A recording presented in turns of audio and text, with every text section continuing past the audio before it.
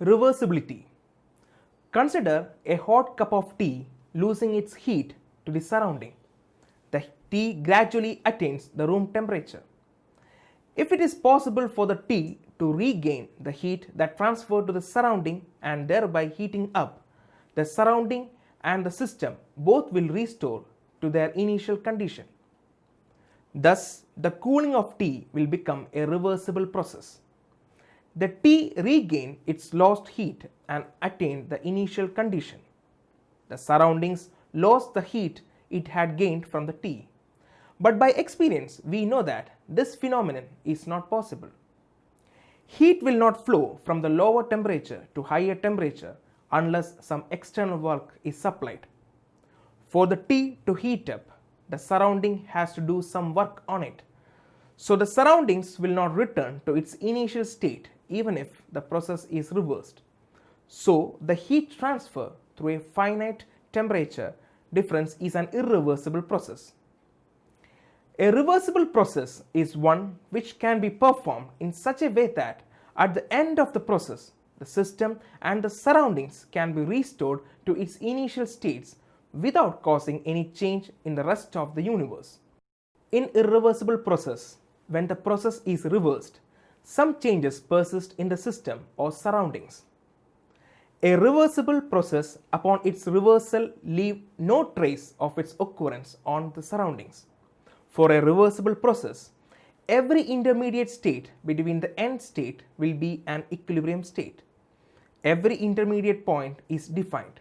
Hence, a reversible process can be represented by a solid line on a property diagram.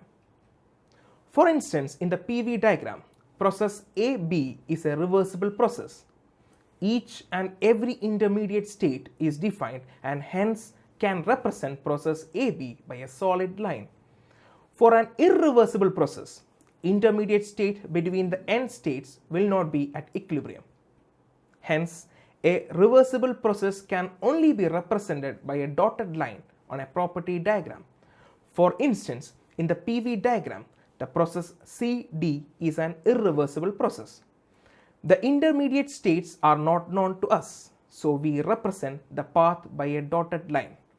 All natural processes are irreversible. Reversible process is an ideal case of an actual process. Reversible process is the most efficient form of an actual process. It can be referred to as an ideal process. A reversible process which produces work will give the maximum work. The work output irreversible is less than the work output reversible.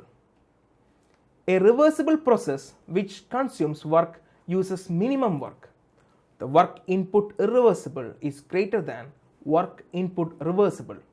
So it is clear that the reversible process consumes the minimum energy or produces the maximum work.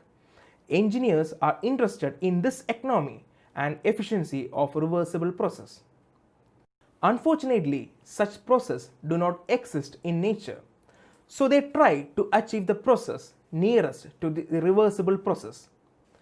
During a reversible process, the system passes through a series of equilibrium states.